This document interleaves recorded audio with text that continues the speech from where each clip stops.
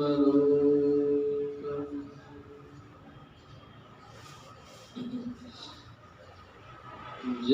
जय वेद कथा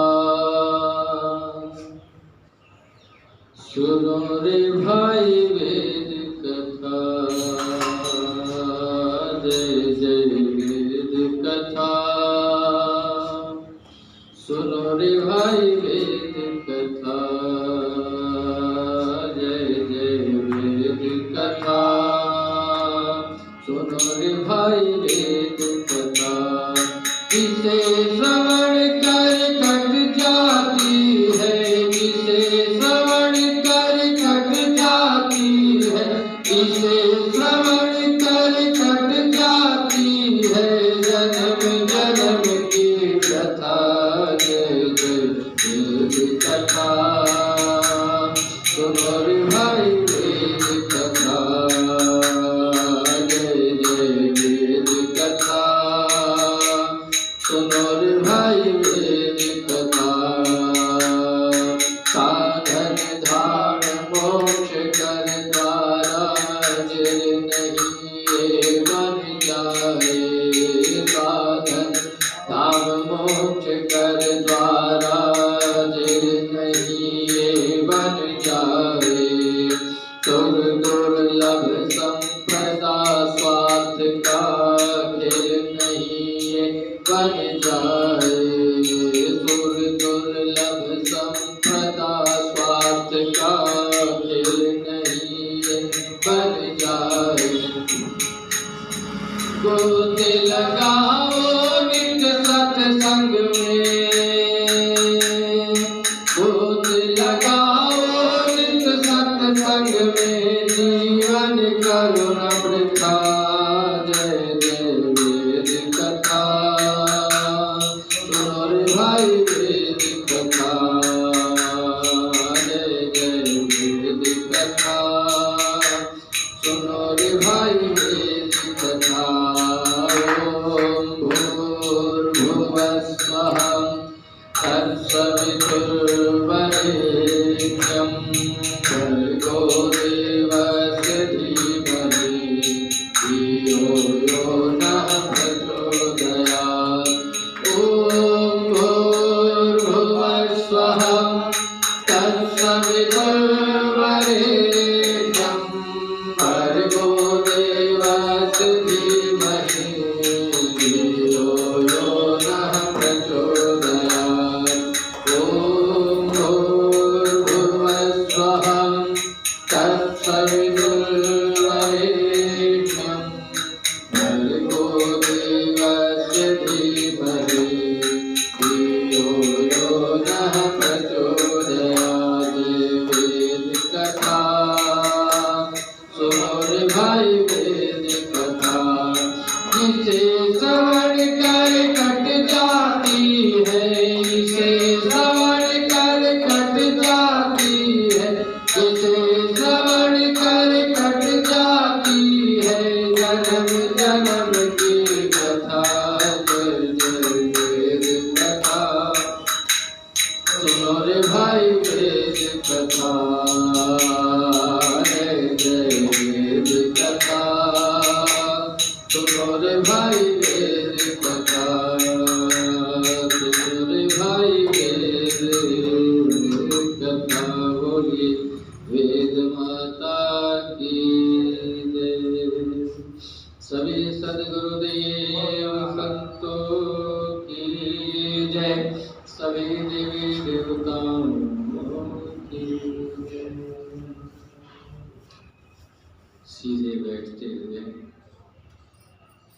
लंबे स्वर से ओम का उच्चारण करते हुए वेद माता के शरण में अपने आप को ले चले। वैदिक मंत्रों का श्रवण करते हुए श्रुति परंपरा को अपने जीवन में उतारते हुए मंत्रों के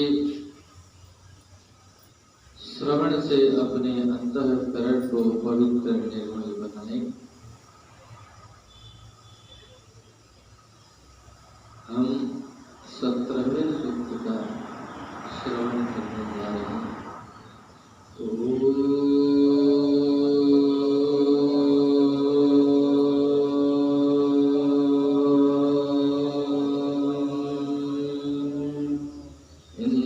इंद्रावर्णयोरहं सम्राजोरवावृणे तानो मृडातरिदृशे ॐ गन्ताराहे स्तोवसे हवं विप्रस्य मातवः धर्ताराचर्षणीनाम् ॐ मनोकामं तर्पयेथामिन्द्रावरुणाय तावां निदिष्टमीमहे ॐ युवाकुलीशतीनां युवाकुसुमतीनां भूयामवाजदाब्नाम् ॐ इन्द्रः सहस्रधाब्नां वरुणः संस्यानां क्रतुर्भवत्युच्यः ॐ तयोर्दवसा वयं सनेमनि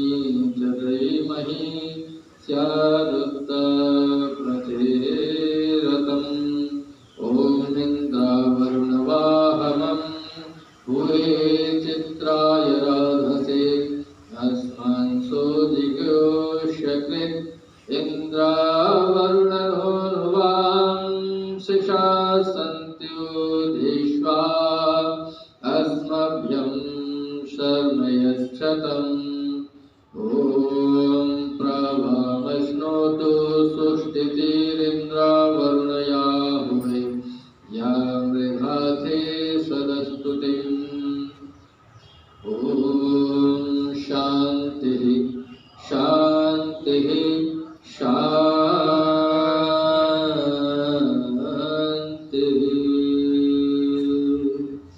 वेद का पढ़ना पढ़ाना और सुनना सुनाना सभी आर्यों का परम कर्तव्य है।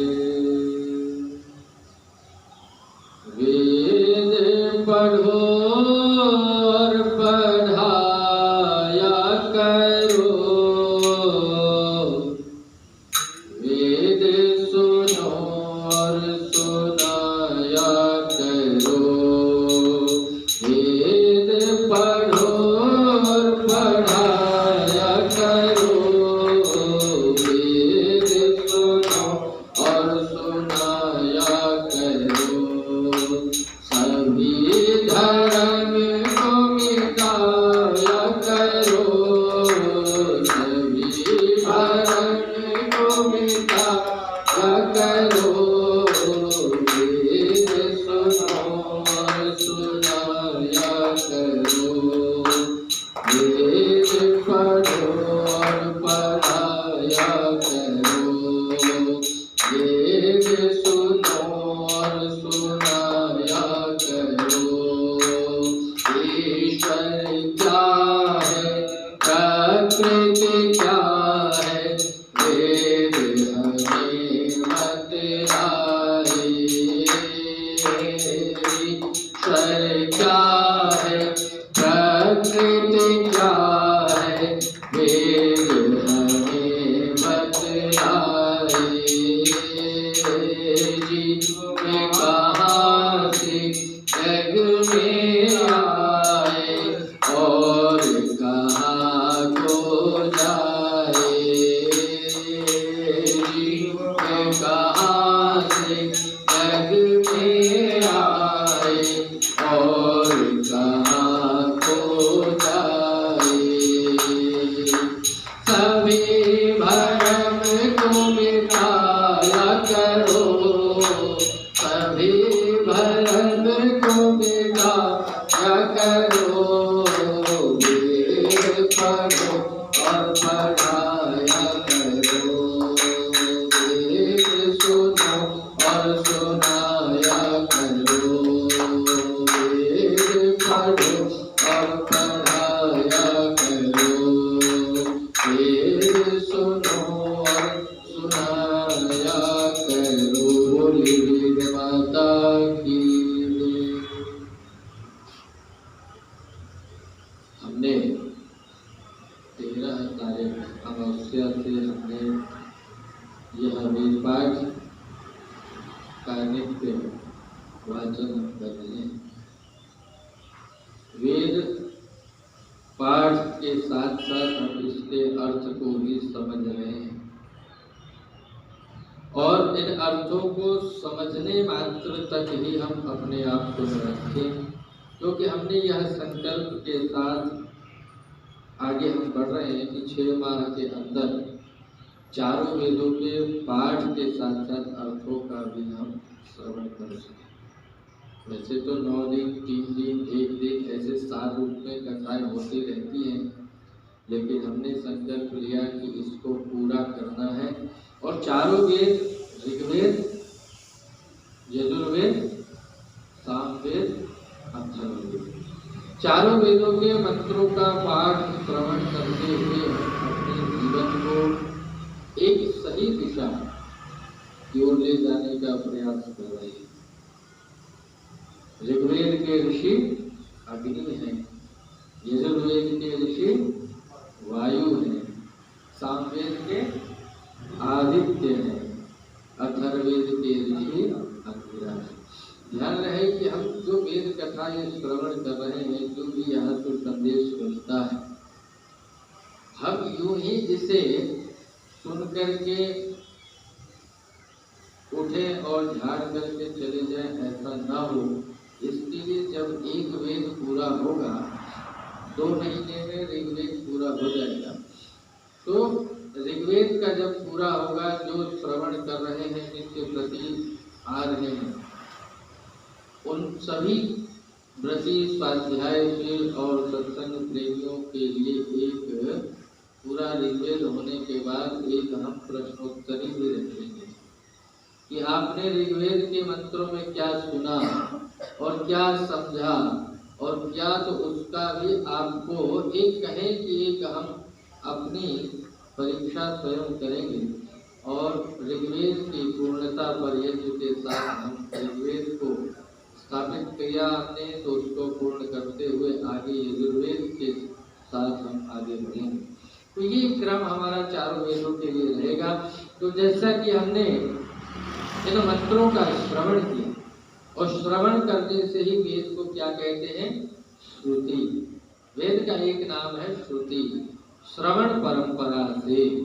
और सावन का महीना भी आता है, जिसको शुद्ध कहे तो श्रावण होता है, जो कि श्रावणी होता है। और श्रावणी चतुर्मास, 4 महीने की जो श्रावणी चतुर्मास की परंपरा रही है, इस बीच में कहीं न कहीं से हमें वेद मंत्रों का श्रवण, मनन, चिंतन करने का सौभाग्य मिलता रहता है।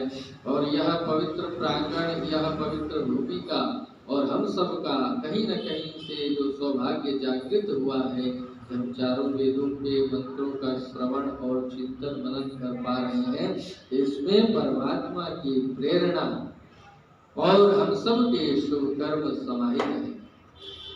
क्योंकि जिस प्रकार से सूर्य के प्रति प्रकाशित होते हुए हमें संकेत करता है, हमें संदेश देता है, हमें मार्गदर्शन दिखाता है कि अंधकार रूपी घोर समस्याएं चाहे कितनी भी आ जाएं, लेकिन शुभ कर्म रूपी प्रकाश यदि हम करते चलेंगे, ये सारे अंधकार रूपी जो समस्याएं हैं वो हमारे प्रकाश, हमारे शुभ कर्म के सामने टिकने वाले नहीं। बोलिए वेद माता।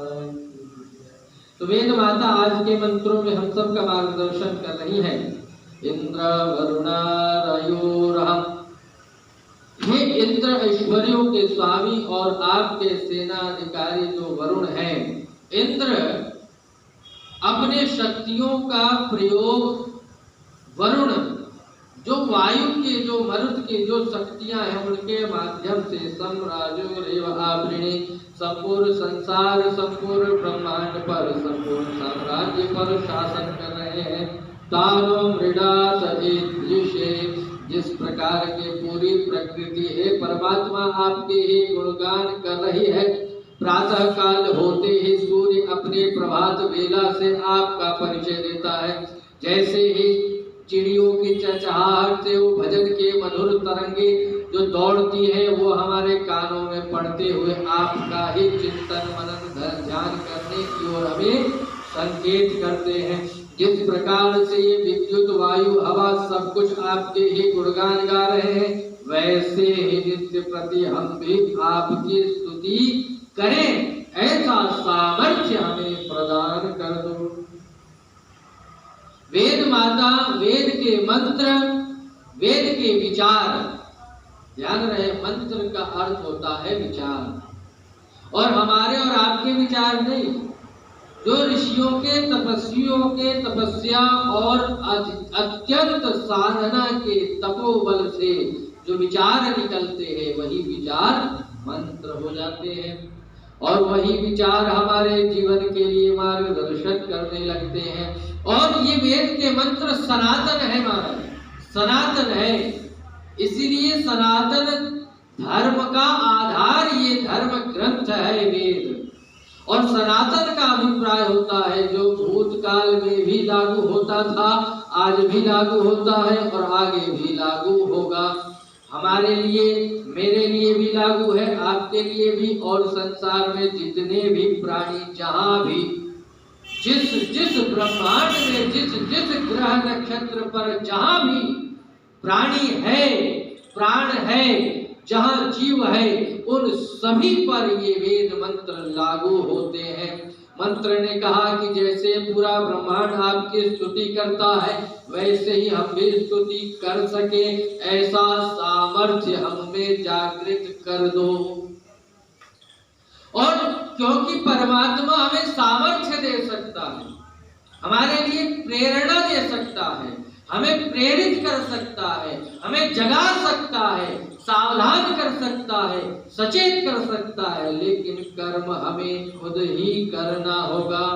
हमें उसका सुमिरन खुद ही करना होगा, हमें सत्य पथ पर खुद ही चलना होगा। वो हमें चलाने के लिए प्रेरणाएं, माहौल, वातावरण सब कुछ बना करके दे सकता है, लेकिन चलना हमें ही है। हर पल में हो प्रभु सुमिरन तेरा, ऐसा बना दो प्रभु जीवन मेरा। हर पल में हो प्रभु सुमिरन तेरा, ऐसा बना दो प्रभु जीवन मेरा। तेरी सेवा करते करते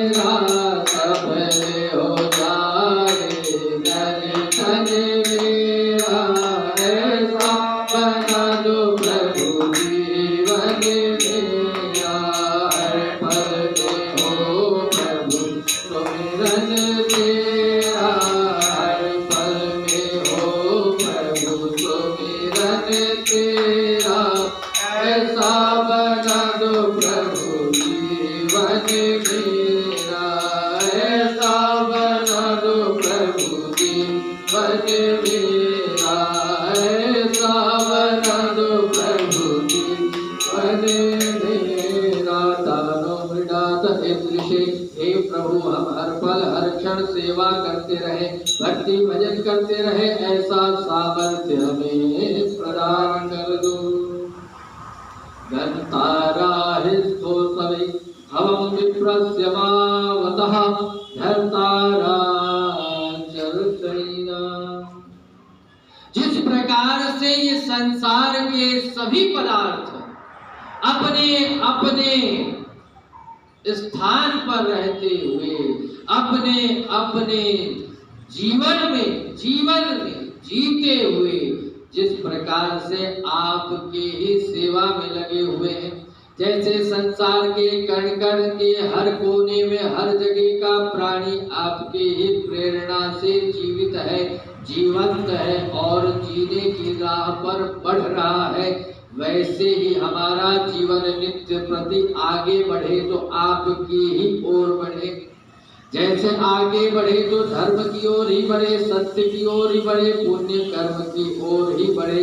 हे प्रभु धर्तार चरसरीना, इस धरती पर जहाँ जहाँ भी धर्म के राह पर चलने वाले लोग हैं, महापुरुष हैं, धर्मात्मा हैं, उन सब की प्रेरणा हमें प्राप्त हो जाए। बोलिए वेद माता की। वेद माता ने हमें इतना ही संकेत नहीं किया, हमें ये भी कहा कि जो जो धार्मिक लोग हैं उनकी प्रेरणाएं भी हमें प्राप्त हो जाए। आपकी प्रेरणा तो हमें मिले ही मिले, लेकिन आपकी प्रेरणा के साथ साथ जो लोग आगे जा चुके हैं, जो आगे बढ़ रहे हैं, उनका भी मार्गदर्शन हमें मिलता रहे, जिससे कि हम संसार में रहते हुए संसार से पार जाने की यात्रा पर निकल पड़े और उस ओर हमारे कदम नित्य प्रति बढ़ते रहे। बोलिए वेद माता की। हम सत्संग में, धर्म में, सत्य पुण्य परोपकार के स्थानों में यदि जाते हैं, ये न सोचे कि हमारे अंदर वह सामर्थ्य है, हम खुद कर रहे हैं, वो कहीं ना कहीं से वो प्रेरणाएं हमें मिलती हैं, चाहे वो आचार्यों के माध्यम से, चाहे पुजारी पंडितों के माध्यम से, चाहे वो धार्मिक विद्वानों के माध्यम से, चाहे हमारे पड़ोसी के माध्यम से, चाहे व्हाट्सएप के मैसेज के माध्यम से, या कहीं ना कहीं से हमें प्रेरणाएं मिलती है, हमें सूचनाएं मिलती है, हमें प्रेरित किया जाता है। और वो प्रेरणाएं सूचनाएं मिलने के बाद भी जब तक इनकी कृपा न हो तब तक हमें सत्संग कीर्तन का लाभ मिल ही नहीं सकता। बोलिए सच्चिदानंद भगवान। ये वेद सृष्टि के आदि से है, ये कथाएं सत्संग सृष्टि के आदि से चले आ रहे हैं और आगे भी चलते रहेंगे। ये कथाएं, ये सत्संग, ये कीर्तन, ये भजन सब कुछ चलते रहेंगे। हम सत्संग में आए या न आए, ये सत्संग जारी रहेगा। हम ये न सोचे कि हम गए इसीलिए सत्संग हो रहा है, हम नहीं आए तो सत्संग बंद हो जाएगा, ऐसा नहीं होने वाला। परमात्मा के भजन कीर्तन हम करें या न करें, ये संसार अपने आप करता है। नित्य प्रति ये प्रकृति कलकल करती, नदियां, झरने, ये वातावरण का हर कोना परमेश्वर के कीर्तन भजन संकीर्तन में लगा हुआ है।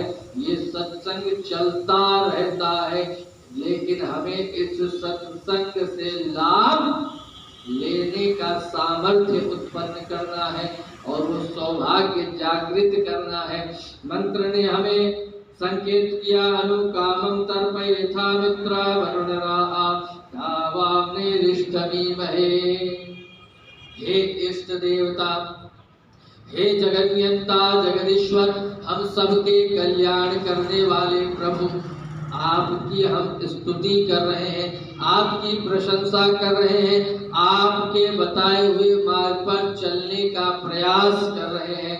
आप हर पल हर क्षण हमारा मार्गदर्शन करते रहे, हमें प्रेरित करते रहे। ऐसा न हो कि हम अपने जीवन में आगे बढ़ रहे हों और हमें अनुभव ऐसा कभी ना हो कि हम आपसे दूर हो रहे हैं। हे प्रभु, हमारे अंदर वह भाव जागृत हो कि हमारे अंदर बाहर हर पल आप ही आप हो, हर व्यक्ति में हर पदार्थ में हम आपका दर्शन कर सके, वो अनुभव करने की क्षमता हम में जागृत हो जाए। बोलिए वेद माता की। ये पूरा का पूरा ऋग्वेद पूरे के पूरे ये सूक्त मंत्र हमें बार बार संकेत कर रहे हैं कि ध्यान रहे, हम प्रार्थना करें तो हमारी प्रार्थना कैसी होनी चाहिए, हम कर्म करें तो हमारा कर्म कैसा होना चाहिए।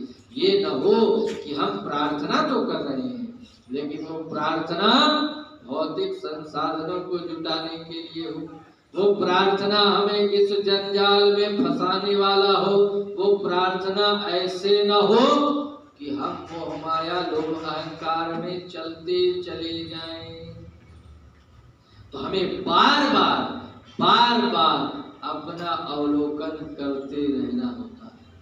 ये सत्संग, ये कथा, ये स्वाध्याय हमें बार बार ये अवसर देते हैं कि जरा चिंतन तो करो, देखो तो सही। संध्या वेला, दोनों संध्या समय उपासना करने का जो समय है, सूर्योदय और सूर्यास्त के समय, वो बार बार हमें हमारे लिए अवसर उत्पन्न होते हैं। नित्य प्रति अवसर आता है कि हम अपना अवलोकन करें, अपने जीवन को देखें कि आज हमने सुबह से लेकर शाम तक कुछ ऐसा तो नहीं किया जिस कर्म के कारण से दूसरे को दुख पहुंचा है, दूसरे को पीड़ा हुई, दर्द, और दूसरे को अधर्म के साथ कहीं ऐसा तो नहीं कि हमें देख कर के भी दूसरा अधर्म करने लग गया हो। हमने बोला नहीं उसे करने के लिए, हमने प्रेरित नहीं किया, लेकिन वो देख करके कि पंडित जी, आचार्य जी ऐसा कर रहे हैं तो सही होगा, हम भी ऐसा करने लगे, कहीं ऐसा तो नहीं हो गया। तो हमें बार बार अवलोकन करना है। एक दिन सत्संग कर लेने से हम ये न सोचे कि हमारा जीवन सफल हो गया। महाराज, हम भोजन जैसे करते हैं ना, दिन में 3 बार 4 बार, कोई तो दिन भर खाते रहते, कहते हैं डाइट पे है जी, तो कभी फल, कभी जूस, कभी कुछ, वो चलता ही रहता है ना। व्रत उपवास करते हैं लेकिन उस दिन तो ज्यादा एनर्जी, ज्यादा कैलोरी, ज्यादा जो है सब कुछ खा पी लेते। क्या तो व्रत है, व्रत काहे का महाराज, काहे का उपवास। व्रत करो तो व्रत करो, संकल्प करो कि आज दिन भर मौन साधना में रहेंगे। जरा मौन साधना का व्रत लेकर देखे महाराज, वाणी में वह साधना आ जाए। संकल्प लेना हो, व्रत करना हो, जल अन्न का त्याग करेंगे। तो ये सारी चीजें, साधनाएं निरंतर चलने वाली प्रक्रिया है, सीखने सिखाने की निरंतर चलने वाली प्रक्रिया है। वेद कथा 1 दिन 2 दिन का सामान नहीं है हमारा, ये निरंतर चलने वाली कथा है। हम इससे कितना हम ले पाते हैं वो हमारे ऊपर है। तो कहा, ओ बसर कर नजर देख ले झांक कर अपना जीवन, न तुझसे सवारा गया। ओ बसर कर नजर देख ले झांक कर अपना जीवन, न तुझसे सवारा गया। ओ बसर कर नजर देख ले झांक कर अपना जीवन, न तुझसे सवारा। एक लोटा जो पानी किसी ने दिया, तूने पी कर कहा आपका शुक्रिया। करते हैं ना, धन्यवाद, थैंक्स बोलते हैं ना, कोई पानी पिला दे तो। एक लोटा जो पानी किसी ने दिया, तूने पी कर कहा आपका शुक्रिया। आग पानी हवा जिसने सब कुछ दिया, आग पानी हवा जिसने सब कुछ दिया, शुक्र उसका न तुझसे होता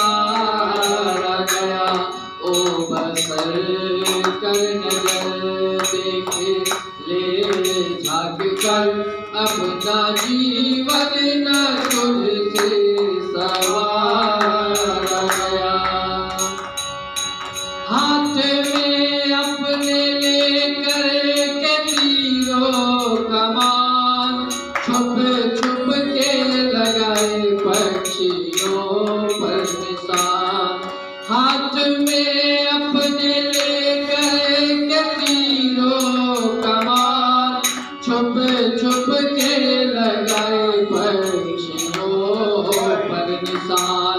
ये भी संतान आखिर किसके यहाँ, ऐसा तुझसे न अब तक विचारा गया।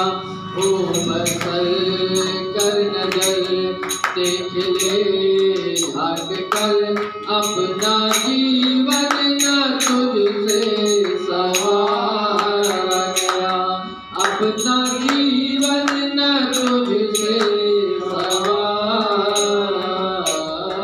गया। बोली वेद माता की। हमें बार बार ये सत्संग, बार बार ये कीर्तन और स्वाध्याय हमें मंत्र समझाते हैं कि हमें दूसरे की तरफ ध्यान नहीं देना है, खुद को संवारने में अपना जीवन लगाना है। और ध्यान रखिए, जब खुद को संवारना है, खुद से मतलब ये शरीर को नहीं, खुद से मतलब खुद को, आत्मा को संवारना है। और जब आत्मा को संवारने जाएंगे तो उसको कपड़ा कहाँ पहनाएंगे, वो तो निराकार है। उसको पाउडर क्रीम कहाँ लगाएंगे, वो तो अजर अमर नित्य है। नैनम छिन्दन्ति शस्त्राणि, नैनम दहति पावकः, न चैनम क्लेदयन्त्यापो, न शोषयति मारुतः। आत्मा को तो कोई स्पर्श नहीं कर सकता, छू नहीं सकता, जला नहीं सकता, काट नहीं सकता, मार नहीं सकता, उसे गीला सूखा कुछ भी नहीं कर सकते, केवल अनुभव कर सकते हैं। और अनुभव करने वाली चीज को यदि संवारना हो तो उसी की कोटि में, उसी जैसे तत्व से हम संवार सकते हैं। और अनुभव का मात्र अनुभव के द्वारा ही उसको सही कर सकते हैं। तो उसके लिए कथा, सत्संग, कीर्तन ही है महाराज। कोई कहे कि कथा सुनकर के क्या मिला, जरा दिखाओ। कथा में गए थे, क्या लेकर के आए, जरा हमें भी दर्शन कराओ। तो दर्शन न करा सकते हैं। आप एक ही बात कहोगे, चल कर के, सुन कर के, अनुभव करके देख लो कि वेद मंत्र क्या कहते हैं, वेद माता हमें क्या आदेश करती है, संकेत करती है, वो हमें समझाती है महाराज। तो ये अनुभव के माध्यम से, कथा सत्संगों के माध्यम से अपने आप को संवारना है। शुभ कर्मों के माध्यम से अपने आप को संवारना है। एक छोटा सा अनुभव हम करते हैं ना। आपके सामने दो मीठे पदार्थ रख दिए गए है ना, रसगुल्ला है, गुलाब जामुन है, एक रसगुल्ला, दोनों है अलग अलग, ठीक है। और आपको बारी बारी से एक एक खिला दिया गया और फिर पूछा गया कि रसगुल्ला मीठा है या गुलाब जामुन, ठीक है। आपने बता दिया कि हाँ गुलाब जामुन ज्यादा मीठा है। अब दूसरा सवाल, कितना मीठा है दिखाओ। आप क्या कहेंगे? दोनों की मिठास की तुलना में आप क्या कहेंगे? क्या रसगुल्ला कम मीठा है, गुलाब जामुन ज्यादा मीठा। कितना? इस कितने का जवाब क्या होगा? खा के देख लो, यही होगा जवाब। वजन तो करके दिखा नहीं सकते, नाप के दिखा नहीं सकते। जब एक छोटे से रसगुल्ले सामाजिक पदार्थ का अनुभव आप बता नहीं पा रहे हो, तो इस कथा और सत्संग कीर्तन का जो आनंद रूपी अनुभव हो रहा है उसको कैसे बयां कर सकते हो? बोलिए वेद माता की। जब उस परम सानिध्य का जब अनुभव प्राप्त हो जाएगा, उस अनुभव का जो आनंद होगा, जो उस अनुभव का आनंद ठीक वैसा ही होता है महाराज कि जैसे आप चाय कितना पीते। मैं बार बार लौकिक उदाहरण रखता हूँ जिससे हमें सही समझ में आता है, क्योंकि बड़ी बड़ी बातों को, छोटे छोटे जो ज्ञान हमारे जीवन के अनुभव है ना, उससे जब हम समझते हैं तो जल्दी समझ में आता है। और एक बार समझ में आ जाए तो वो हमारे अंदर बैठ जाती है बात। क्योंकि रोज हम जिस चीज को देखते हैं, उन चीजों, उन पदार्थों से जो अनुभव मिलता है, जो ज्ञान मिलता है, वो जल्दी हमें समझ में आता है ना। आप चाय पीते हैं ना, सब चाय पीते हैं, बहुत बढ़िया।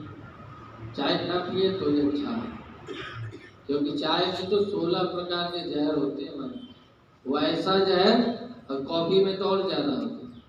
ऐसा जहर जो धीरे धीरे हमें मारता है, एक दिन दो दिन नहीं, धीरे धीरे धीरे धीरे वो ऐसा जहर है, नशा है कि बिना चाय पिए तो नींद न खुलती, बिना चाय पिए तो कुछ होता ही नहीं, नशा लग जाती, लत है ये। न पिए तो ही अच्छा, लेकिन चलो पीते हैं तो उदाहरण इसी से हम लेते हैं। उदाहरण ये है कि मैं तो पीता नहीं, लेकिन कोई बात नहीं, आप तो पीते हैं। तो चाय जो है उसमें आप 2 चीनी चम्मच डालते हैं, 2 चम्मच चीनी डाला आपने, मीठा जितना पीते पीते, ठीक है। लेकिन चाय पूरी मीठी है, ठीक है, आपने जैसा बनाया बिल्कुल वैसे ही, लेकिन उस मीठे को, चाय को पीने से पहले आपको एक बिस्किट मीठा या रसगुल्ला या कुछ और मीठा खिला दिया जाए, फिर उसके बाद चाय पी के बताइए कि चाय कितनी मीठी है। फीकी लगेगी, क्यों? चीनी तो है ही उसमें, सब कुछ है। पहले मीठा नहीं खाया, पहले उससे ज्यादा मीठा खाया है। और जब वो सांसारिक व्यवहार में देखिए कि जब ज्यादा मीठा आपने सेवन किया, उसके बाद कम मीठा वाला फीका लगने लगता है। जब हम भक्ति भजन के रास्ते पर आएंगे, सांसारिक सुख है, सांसारिक आनंद कम छोटे हैं, और ये भगवान का आनंद उससे ज्यादा मीठा है, उससे ज्यादा गहरा है। जब इस आनंद को एक बार पा लेंगे, ये सांसारिक सुख आनंद फीका लगने लगेगा। बोलिए सच्चिदानंद भगवान की। तो हमें इस ज्यादा आनंद, ज्यादा सुख की ओर बढ़ना है, और जिस दिन ये ज्यादा आनंद और ज्यादा सुख का अनुभव हमने कर लिया, उस दिन सांसारिक सुख छोटे लगने लगेंगे, वो हमें बौने लगने लगेंगे, और हम उस ओर ध्यान देंगे ही नहीं। बोलिए वेद माता की। वेद माता ने हमें संकेत किया है कि हम ज्यादा आनंद, सुख, अनुभव जो है परमात्मा का, वो सत्य, धर्म, पुण्य, परोपकार का, उस ओर हमें आगे बढ़ना है। और उस ओर आगे कैसे बढ़ना है? युवा को ही सचिनाम, युवा को सुमतीनाम, भूयाम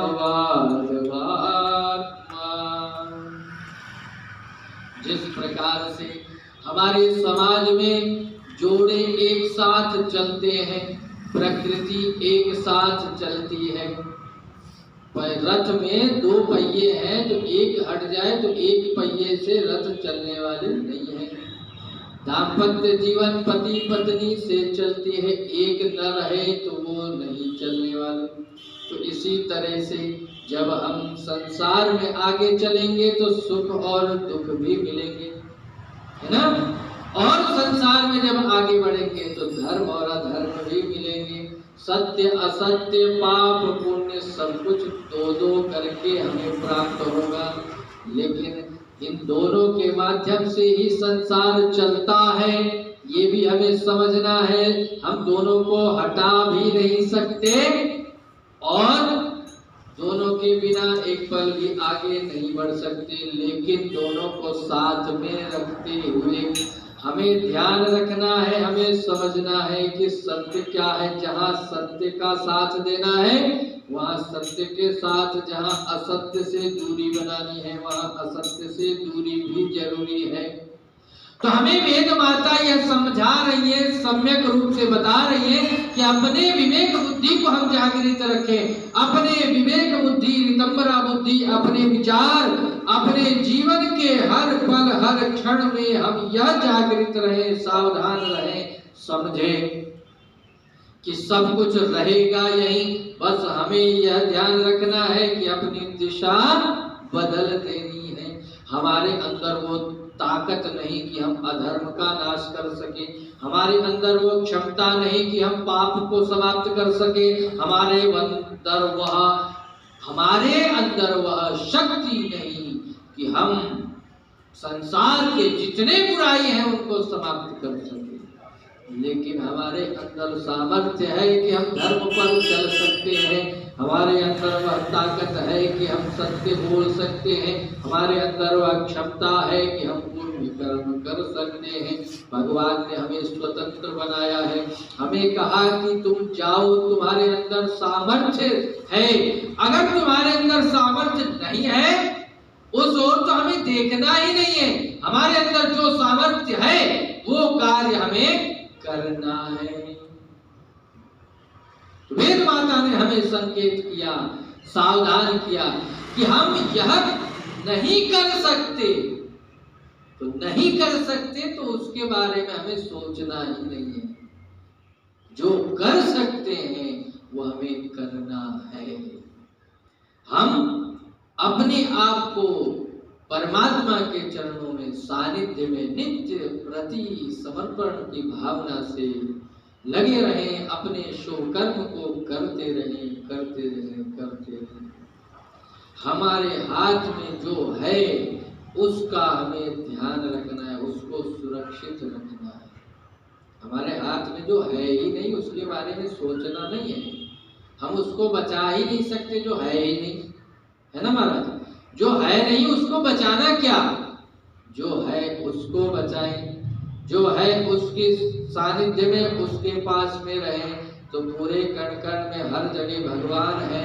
उसके अनुभव को हम सजोए, उसको धन्यवाद करते हुए हम आगे बढ़ते रहें कि हे प्रभु हमें तूने मालिक सब कुछ दिया है, तेरा शुक्रिया है, तेरा शुक्रिया है। हमें तूने मालिक सब कुछ दिया है, हमें तूने मालिक सब कुछ दिया है, तेरा शुक्रिया है, तेरा शुक्रिया है। हमें तूने